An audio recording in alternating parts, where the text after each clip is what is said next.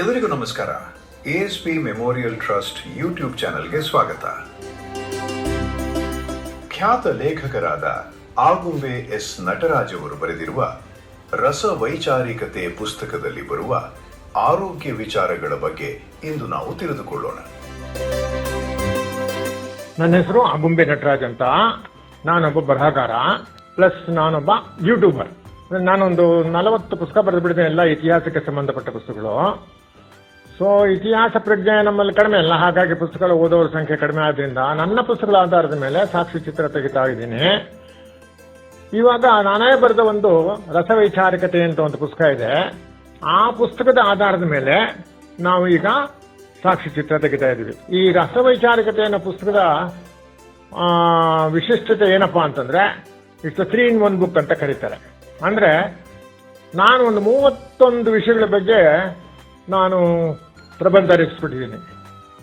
ಆ 31 ವಿಷಯಗಳ ಬಗ್ಗೆ ಪ್ರಬಂಧ ಬರೆದಾದ್ಮೇಲೆ ಅದಕ್ಕೆ ಮುನ್ನುಡಿಯಾಗಿ ಇತರರು ಬೇರೆಯವರು ಹೇಳಿದ ಪ್ರಸಿದ್ಧ ವ್ಯಕ್ತಿಗಳ ಗಾದೆಗಳು, ಸೂಕ್ತಿಗಳು ಅದೆಲ್ಲ ಕೊಟ್ಟಿದ್ದೀನಿ. ಹಿನ್ನುಡಿಯಾಗಿ ಬೆನ್ನುಡಿಯಾಗಿ ಪ್ರಸಿದ್ಧ ಕಥೆಗಾರಿದ್ದಾರಲ್ಲ, ವಿಶ್ವಪ್ರಸಿದ್ಧ ಕಥೆಗಾರರು ಟಾಲ್ಸ್ಟಾಯ್ ಅಂತ ಅವ್ರದ್ದು ಸಣ್ಣ ಕಥೆಗಳನ್ನ ಕೊಟ್ಟಿದ್ದೀನಿ. ಅದೇ ಸಂಬಂಧಕ್ಕೆ, ಈ ವಿಷಯಕ್ಕೆ ಸಂಬಂಧಪಟ್ಟ ಕಥೆಗಳು. ಸೊ ಇದು 3-in-1 ಅಂತ ಕರೀತಾರೆ ಪುಸ್ತಕ. ಸೊ ಈಗ ಇದರ ಆಧಾರದ ಮೇಲೆ, ಈ ಪುಸ್ತಕದ ಆಧಾರದ ಮೇಲೆ ನಾವು ಸಾಕ್ಷಿ ಚಿತ್ರ ಇವಾಗ ಮಾಡ್ತಾ ಇದ್ದೀವಿ. ಇವತ್ತು ಇಲ್ಲಿ ಕೂತ್ಕೊಂಡಿದ್ದೀವಿ ನಮ್ಮ ಒಂದು ಸ್ಟುಡಿಯೋದಲ್ಲಿ. ಏನಪ್ಪಾ ಅಂತಂದ್ರೆ, ಒಂದು ಸಣ್ಣ ಹುಡುಗಿನ, ಅದು ಸ್ಕೂಲಲ್ಲಿ ಓದ್ತಾ ಇದೆ ಹುಡುಗಿ. ಆ ಹುಡುಗಿ ಒಂದು ಕತೆ ಕೊಟ್ಬಿಟ್ಟು, ಅಮ್ಮ ನೀನು ಒಂದು ಕತೆ ಹೇಳು ಈಗ ಈ ಕತೆನ ಅಂತ ಹೇಳಿ, ಅದು ಆರೋಗ್ಯದ ಬಗ್ಗೆ. ಈಗ ಆರೋಗ್ಯದ ಬಗ್ಗೆ ಎಲ್ಲರಿಗೂ ಗೊತ್ತೇ ಇದೆ. ಆರೋಗ್ಯ ಅಂದ್ರೆ ಏನು ಅಂತ ಎಲ್ಲರಿಗೂ ಗೊತ್ತಿದೆ. ಆರೋಗ್ಯವೇ ಭಾಗ್ಯ ಅಂತ ಪ್ರತಿಯೊಬ್ಬರಿಗೂ ಗೊತ್ತಿದೆ ಅದು. ಸೊ ಈಗ ಆರೋಗ್ಯದ ಬಗ್ಗೆ ನಾನು ಏನ್ ಜಾಸ್ತಿ ಹೇಳಕ್ ಹೋಗಲ್ಲ, ಯಾಕಂದ್ರೆ ತುಂಬಾನೇ ಚೆನ್ನಾಗಿ ಗೊತ್ತಿದೆ ಎಲ್ಲರಿಗೂ ವಿಷಯ. ಆರೋಗ್ಯ ಭಾಗ್ಯ ಅಂತ ಎಲ್ಲರಿಗೂ ಗೊತ್ತಿದೆ, ಅದು ಜಾಸ್ತಿ ಹೇಳೋದೇನು ಬೇಕಾಗಿಲ್ಲ. ಆದ್ರೆ ಆರೋಗ್ಯ ಅಂದ್ರೆ ಎಲ್ಲಾ ಭಾಗ್ಯಗಳಿಗಿನ್ನ ಆರೋಗ್ಯವೇ ಉತ್ತಮ. ನೀವು ಎಷ್ಟೇ ಸಂಪಾದನೆ ಮಾಡಿ, ಎಷ್ಟೇ ಐಶ್ವರ್ಯ ಇರಲಿ, ಏನೇ ಇರಲಿ, ಎಷ್ಟೇ ಮನೆಗಳು, ಏನೇ ತಗೊಂಡ್ರು, ಆರೋಗ್ಯ ಇಲ್ಲದೆ ಇದ್ಮೇಲೆ ಏನು ಮಾಡಕ್ಕಾಗಲ್ಲ, ಅವನು ಏನು ಅನುಭವಿಸಕ್ಕಾಗೋದಿಲ್ಲ. ಸೊ ಅದಕ್ಕೆ ನಮ್ಮ ಹಿರಿಯರು ಹೇಳ್ಬಿಟ್ಟಿದ್ದಾರೆ, ಅದು ಏನಂತ ಹೇಳಿದರೆ, ಹಿತ ಬುಕ್, ಮಿತ ಬುಕ್, ಋತ್ ಬುಕ್ ಅಂತ ಹೇಳ್ಬಿಟ್ಟಿದ್ದಾರೆ. ಹಿತವಾಗಿ ತಿನ್ನಬೇಕು, ಮಿತವಾಗಿ ಸೇವಿಸಬೇಕು, ಅತಿಯಾಗಿ ತಿನ್ನಬಾರದು, ಕಾಲವನ್ನು ಅರಿತು ಸಾತ್ವಿಕವಾದ ಆಹಾರವನ್ನೇ ತಿನ್ಬೇಕು ಅಂತ ಬಹಳ ಅದ್ಭುತವಾದ ಇದೆ. ಈಗ ಆರೋಗ್ಯ ಕಾಪಾಡ್ಬೇಕಾದ್ರೆ ಏನ್ ಮಾಡ್ಬೇಕು ನಾವು? ಅದಕ್ಕೆ ಯೋಗಾಭ್ಯಾಸ ಮಾಡಬೇಕು, ಜೊತೆಗೆ ವ್ಯಾಯಾಮ ಮಾಡಬೇಕು ಅಂತ. ವ್ಯಾಯಾಮದಲ್ಲಿ ನನಗೆ ಪರ್ಸನಲ್ ಆಗಿ ನಂದ ವೈಯಕ್ತಿಕವಾಗಿ ಹೇಳೋದಾದ್ರೆ ಬಹಳ ನನಗೆ ಅನುಭವ ಬಂದ್ಬಿಟ್ಟಿದೆ. ಯಾಕಂದ್ರೆ ಸಣ್ಣಲಿಂದನೂ ನಮ್ಮ ಶಾಲೆ ತುಂಬಾ ದೂರ ಇತ್ತು, ಹಾಗಾಗಿ ನಡ್ಕೊಂಡೇ ಹೋಗ್ಬೇಕಿತ್ತು. ಆವಾಗೇನು ಬಸ್ಸು ಇರಲಿಲ್ಲ, ಸೈಕಲ್ಲು ಇರಲಿಲ್ಲ, ಏನೂ ಇರಲಿಲ್ಲ. ಸೊ ನಡ್ಕೊಂಡೇ ನಾನು ಹೋಗಿದ್ದೀನಿ. ಮುಂದೆ ಹೈಸ್ಕೂಲಿಗೆ ಬಂದಾಗ ಕೂಡ ನಡೆದು ಹೋಗಿದ್ದೀನಿ. 3-4 ಕಿಲೋಮೀಟರ್ ದೂರ ನಡೆದಿದ್ದೀನಿ. ಕಾಲೇಜಿಗೆ ಹೋಗ್ಬೇಕಾದ್ರೆ ಅದು 6-7 ಕಿಲೋಮೀಟರ್ ಇತ್ತು, ಅವಾಗ್ಲೂ ನಡೆದಿದ್ದೀನಿ. ಆಮೇಲೆ ಕೆಲ್ಸಕ್ಕೆ ಸೇರಿದ ಮೇಲೆ ಸೈಕಲ್ ಯೂಸ್ ಮಾಡ್ತಾ ಇದ್ದೀನಿ. ಸುಮಾರು 10 ವರ್ಷ ನಾನು ಸೈಕಲ್ ತುಳಿದಿದ್ದೀನಿ. ಹೀಗಾಗಿ ಇವತ್ತಿಗೂ ನಂಗೆ 80 ವರ್ಷ ತುಂಬಿದೆ, ಸ್ವಲ್ಪ ಕೈಕಾಲು ಗಟ್ಟಿದೆ ಅಂತ ಹೇಳ್ಬೋದು. ಆರೋಗ್ಯನೇ ಭಾಗ್ಯ. ಅದೆಲ್ಲದಕ್ಕಿಂತ ಮುಖ್ಯ ಒಂದು ವಿಷಯ ಹೇಳಕ್ ಇಷ್ಟಪಡ್ತೀನಿ. ಪರ್ಷಿಯಾದೋ ಅಥವಾ ಅರೇಬಿಕ್ ಒಂದು ಗಾದೆ ಇದೆ, ಅದ್ಭುತವಾದ ಗಾದೆ ಇದೆ. ಅದ್ರಲ್ಲಿ ಏನ್ ಹೇಳ್ತಾರೆ ಅಂದ್ರೆ, 1,00,000 ಅಂಕಿಲ್ ನೀವು ಬರೆದ್ರೆ 1000 ಅಂತ ಬರಿಬೇಕಾಗ್ತದೆ.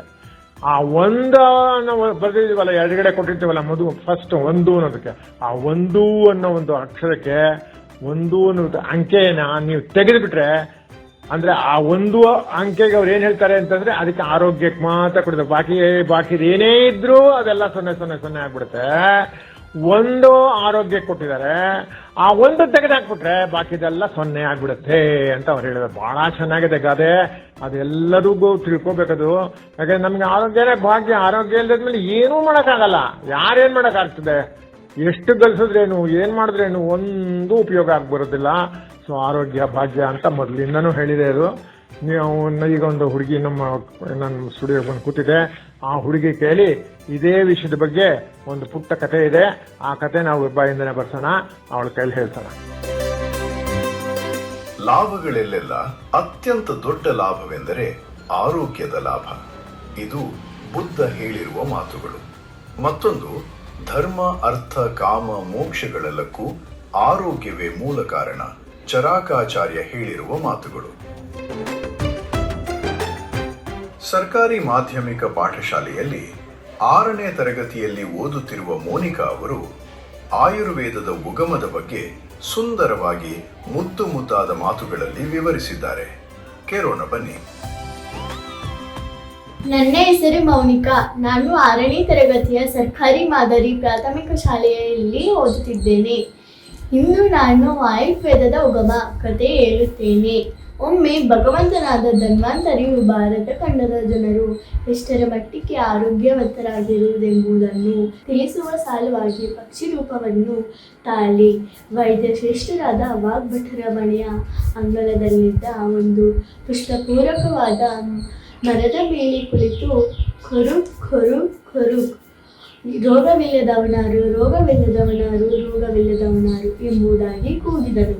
ವಾಗ್ಭಟರು ಈ ಮಾತು ಕೇಳಿ ಬಂದ ಮನೋಹರವಾದ ಧ್ವನಿಯಿಂದ ಯಾರೋ ಮಹಾಪುರುಷರೇ ಇರಬೇಕೆಂದು ಊಹಿಸಿ ಮಿಥಾಬುಕ್ ಹಿಥಾಬುಕ್ ಶಾಖಾಬುಕ್, ಹಿತವಾಗಿ ಊಟ ಮಾಡುವನು, ಮಿತವಾಗಿ ಊಟ ಮಾಡುವನು, ಕಾಯಿ ಪಲ್ಯಗಳನ್ನು ಊಟ ಮಾಡುವನು ಎಂದರು. ಬಣಾತರಿಯು ವಾಗ್ಭಟರು ನೀಡಿದ ಉತ್ತರದಿಂದ ಸುಪ್ರೀತನಾಗಿ ಅವರಿಗೆ ಆಯುರ್ವೇದವನ್ನು ರಚಿಸುವಂತೆ ಆಜ್ಞಾಪಿಸಿ ಅಂತರ್ಧಾನನಾದನು. ಧನ್ಯವಾದಗಳು. ಓಂ ನಮೋ ಭಗವತೆ ವಾಸುದೇವಾಯ.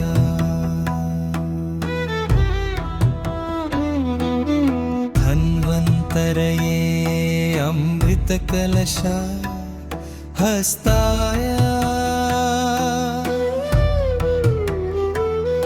ಸರ್ವಾಮಯ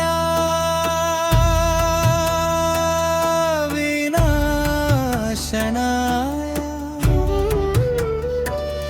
ತ್ರೈಲೋಕ್ಯನಾಥಾಯ